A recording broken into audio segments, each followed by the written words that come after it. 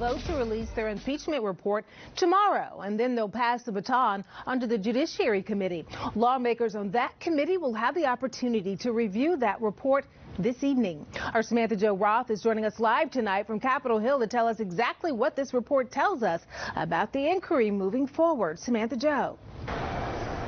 Well, Tammy, this report will serve as a guide for members of the House Judiciary Committee as they consider and write those articles of impeachment based on the Ukraine-related incidents. And, you know, House Democrats are also considering additional articles of impeachment on that obstruction of justice claim, which is laid out in the special counsel Robert Mueller's probe. This week, the House of Representatives will shift from investigating the president to prosecuting him. No one, including the President of the United States, is above the law.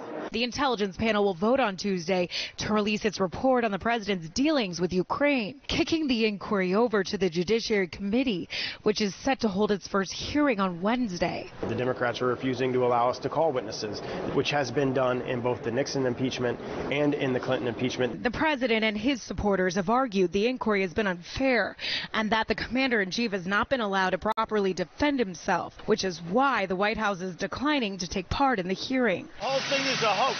Everybody knows it.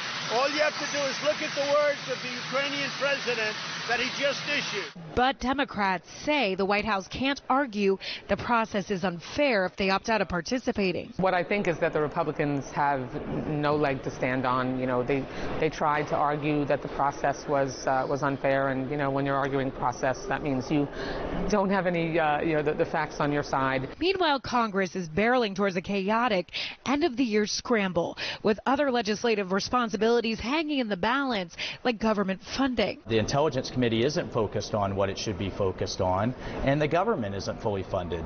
So it's incredibly frustrating. Now, the House Judiciary Committee will have the option to call additional witnesses, although according to aides, they really want to get this process wrapped up in the next 2 weeks with the goal of having the House vote on the full impeachment articles before Christmas. We're live on Capitol Hill. Samantha-Jo Roth, Spectrum, News 13.